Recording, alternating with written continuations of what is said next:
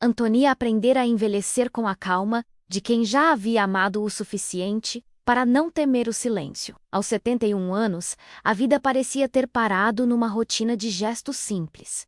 Fazer café ao amanhecer. Abrir as janelas para deixar entrar o cheiro do mar e sentar-se na poltrona onde Roberto, seu marido há 45 anos, lia o jornal todas as manhãs. A casa conservava a voz dele nos pequenos ruídos, o ranger das tábuas do assoalho, o tic-tac do relógio herdado, o farfalhar das persianas e, embora 6 meses tivessem se passado desde sua morte repentina, ela continuava a falar com ele, como se ele ainda pudesse ouvi-la. Era sua maneira de não enlouquecer. Quando sua filha, Angélica, começou a visitá-la com frequência, trazendo flores e promessas de companhia, Antônia sentiu-se aliviada. Pensou que talvez a ausência de Roberto tivesse aproximado mãe e filha. Mal sabia ela que era, na verdade, o início de uma nova perda. Durante semanas, Angélica foi atenciosa, carinhosa, quase terna. Insistia com a mãe para que deixasse os papéis e decisões importantes nas mãos de Ricardo, seu marido, porque ele entendia essas coisas. Antônia, exausta de tristeza, assinava tudo o que lhe pediam, não desconfiava de nada. Cada assinatura era um ato de confiança cega, um reflexo de sua vida anterior com Roberto, onde nunca havia mentiras. Mas uma tarde, enquanto o sol se punha sobre os ladrilhos do pátio e o aroma de eucalipto enchia o ar, o telefone tocou. A voz de Angélica do outro lado da linha era áspera, seca, quase irreconhecível. Mãe, amanhã vamos viajar para a Europa. Vendi a casa de praia e o carro. Precisávamos do dinheiro. Por um momento, Antônia pensou que seu coração fosse parar. O silêncio que se seguiu foi tão pesado que nem mesmo o mar distante conseguiu quebrá-lo. Antônia permaneceu sentada em frente ao telefone, mesmo depois do fim da ligação. O zumbido do aparelho pairava no ar, como se o mundo inteiro tivesse sido reduzido àquela frequência amarga que penetra nos ossos. Ela olhou ao redor. As paredes pareciam mais velhas, o ar mais pesado, e as fotos de família no aparador tinham um brilho diferente, quase sarcástico. Vendi a casa de praia e o carro. As palavras se repetiam em sua cabeça, sem parar, com a precisão cruel de um relógio quebrado. Aquela casa fora o sonho de sua juventude, construído com as economias deles. O carro, um presente de Roberto em seu 30º aniversário de casamento. E agora tudo se esvaíra. Em um telefonema de 3 frases, ela se levantou lentamente, caminhou até a janela e viu seu reflexo. Uma mulher magra, de cabelos brancos presos em um coque imperfeito, os olhos inchados, mas secos. É assim que a traição se parece quando vem do sangue, pensou. Naquela noite, ela não jantou. Preparou um chá, mas deixou esfriar. Abriu a porta do quarto. E o perfume de Roberto ainda pairava, doce e distante. Então lembrou-se de algo que ele dissera na última semana antes de morrer, quando o médico alertara sobre seu coração. Se alguma coisa me acontecer, abra o envelope que deixei na 2ª gaveta da escrivaninha, mas só quando estiver pronta. Na época, ela não entendera o que ele queria dizer. Mas agora, aquelas palavras ressoavam como uma bússola queimando em meio a um naufrágio. Caminhou até a escrivaninha, moveu as pastas, e lá estava o envelope, grosso, lacrado com fita adesiva. Ela o segurou com as 2 mãos, tremendo, como se carregasse um pedaço do passado prestes a se. E quando o abriu, o ar pareceu mudar de cor. Dentro do envelope havia um conjunto de documentos com cheiro de poeira e tempo. Escrituras de imóveis, certificados de banco e uma carta escrita com a letra firme de Roberto. Antônia desdebrou-a cuidadosamente, como se temesse que se desfizesse entre seus dedos. Minha Antônia começava, se você está lendo isso, significa que não posso mais protegá-la como antes. Durante anos, escondi parte do que ganhávamos, não por desconfiança, mas porque temia que a ambição alheia acabasse nos roubando a paz. Tudo está em seu nome. Cuide disso, mas acima de tudo, cuide de si mesma. A voz do marido parecia falar com ela de outro plano, envolvendo o quarto com uma ternura dolorosa. Naquele instante, Antônia compreendeu que a pobreza em que vivera nos últimos meses Era apenas uma sombra construída pela manipulação. Ela não havia perdido nada. Tudo ainda estava lá, esperando sua decisão. Passou a noite em claro, cercada de papéis e lembra. Ao ler os documentos, o cansaço se misturava a uma clareza que não sentia há anos. Não era só dinheiro. Havia ações da empresa, participações em um prédio inteiro, o mesmo onde morava sua filha menos, e cartas adicionais com instruções jurídicas precisas. De repente, a frágil viúva se transformou na mulher que fora na juventude, inteligente, prática e serena. Chorou, mas não de raiva. Chorou porque compreendeu que o amor de Roberto havia ido além da vida, protegendo-a até do próprio sangue. Lá fora, a aurora tingia o céu de um cinza assado.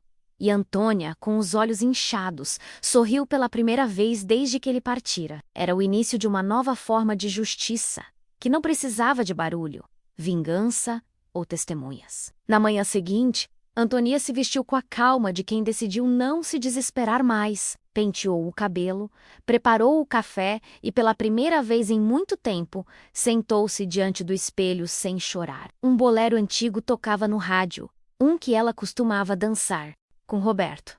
E isso lhe devolveu uma sensação de companheirismo que não sentia há semanas. Então pegou os documentos arquivou-os em uma pasta e foi até o cartório local. Lá, pediu para falar com um advogado de confiança, alguém sem vínculos com sua família. Foi assim que conheceu Jonas, um homem de voz calma e olhos claros que a ouviu em silêncio por mais de uma hora. Quando Antônia terminou de lhe contar tudo, ele respirou fundo e disse: "Podemos reverter tudo, senhora, mas a senhora terá que ter paciência e calma." Ela sentiu sem hesitar. Paciência era o que ela tivera em abundância durante toda a vida. Calma. Estava aprendendo a possuir. Nas semanas seguintes, Antônia e Jonas trabalharam em silêncio, revisando cada assinatura, cada transferência, cada fraude jurídica cometida por Ricardo. Enquanto isso, na vizinhança, as pessoas pensavam que ela estava cada vez mais sozinha e arruinada.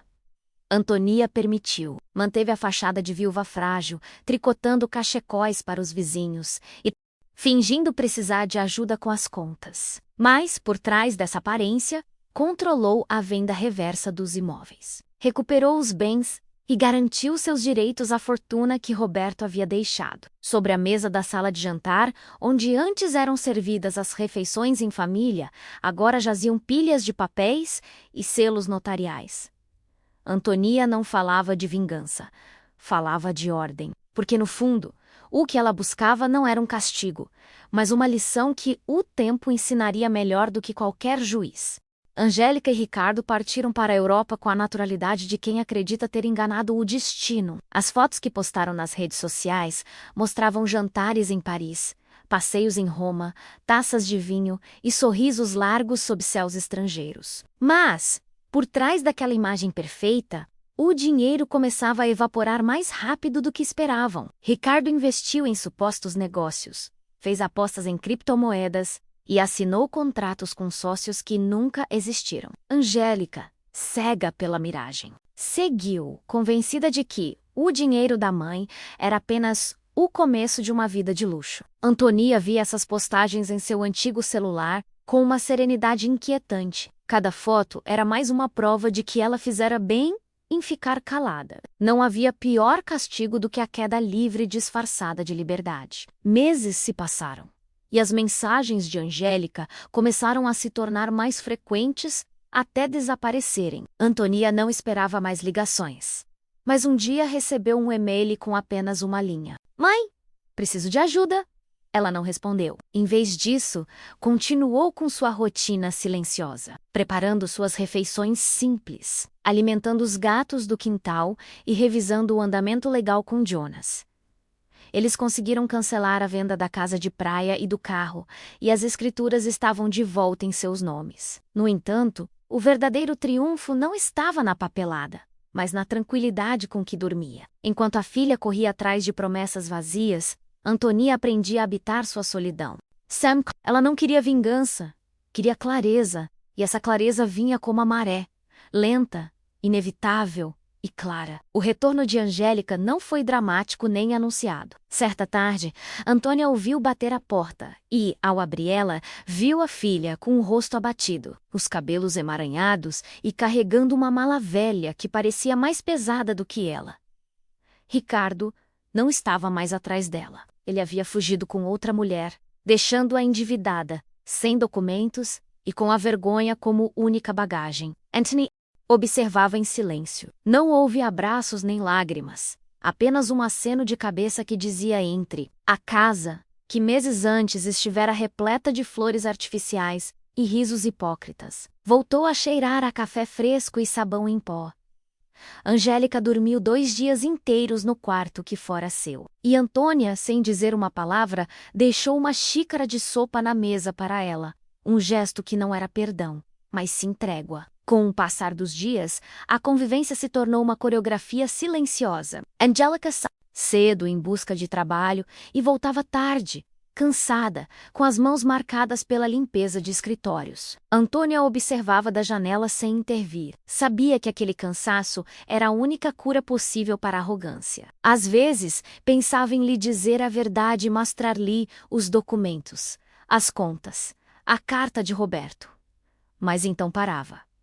Ainda não era a hora. A lição precisava ser aprendida. E enquanto observava a filha varrer o quintal ou consertar roupas, Antônia compreendia que não há castigo mais poderoso do que enfrentar a si mesma. Com o tempo, a casa recuperou um ritmo estranho, uma mistura de rotina e redenção. Antônia continuou a fingir ser uma mulher sem recursos, uma viúva sobrevivendo com uma pensão mínima e a ajuda ocasional dos vizinhos. Mas à noite, quando Angélica dormia, ela revisava balanços, lia relatórios e falava com Jonas ao telefone. Fazia tudo isso em silêncio, como se regesse uma orquestra invisível. Pedia ao advogado que não revelasse nada e mantivesse em segredo seu verdadeiro poder financeiro. Sabia que a filha teria que atravessar o deserto antes de ver o oásis. Assim, quando Angélica chorava por falta de dinheiro ou dívidas, Antônia oferecia apenas consolo, nunca soluções. Ela ouvia, a alimentava e então a deixava encarar a realidade. Era sua maneira de ensiná-la a olhar o mundo sem privilégios,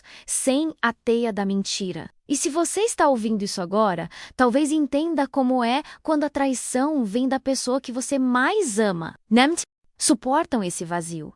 Nem todos têm forças para transformá-lo em silêncio. Diga-me de onde você está vendo esta história. Quero saber se você já teve que fingir calma enquanto tudo dentro de você queimava.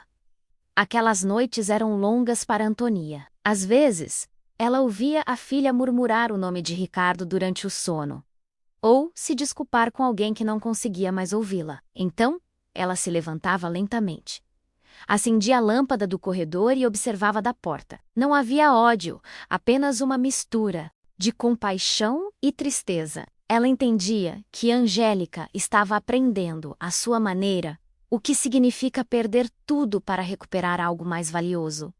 O respeito próprio. Numa tarde chuvosa, enquanto arrumava o armário onde Roberto guardava suas ferramentas, Antônia encontrou uma pequena caixa de madeira com um envelope amarelado colado no fundo. O papel estava úmido pelo tempo, mas o nome de Angélica ainda estava claramente visível, escrito com a letra do marido. Dentro, havia um bilhete curto e uma pequena chave, com a inscrição "Um banco". Quando nossa filha aprender o valor do esforço, ela saberá o que fazer com isso, dizia a carta. Antônia a segurou longamente entre os dedos. Não sabia se ria ou se chorava.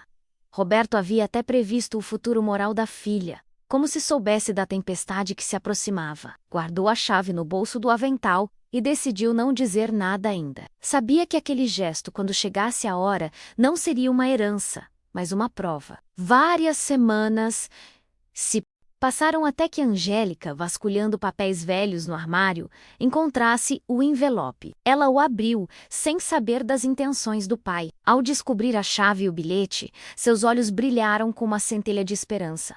Ela acreditava que, talvez, o destino ainda lhe devesse a salvação. Antônia fingiu surpresa, mas por dentro sentia o peso de uma batalha travada, não com dinheiro, mas com consciência. Observou a filha planejar vender as joias para pagar as dívidas de Ricardo, sem entender que o baú do tesouro não continha redenção material, mas uma nova oportunidade para decidir quem ela queria ser. Naquela noite, enquanto Angélica dormia, Antônia acariciou seus cabelos e sussurrou uma prece silenciosa, pedindo que o aprendizado não a destruísse, mas a tornasse humana novamente. No dia em que Angélica abriu o baú do tesouro, acreditou que sua sorte finalmente mudaria. Sonhara com joias deslumbrantes, com a possibilidade de vendê-las e saldar todas as dívidas que a sufocavam. Mas levantar a tampa. Encontrou apenas algumas peças antigas de pouco valor e um pequeno pedaço de papel dobrado onde se lia: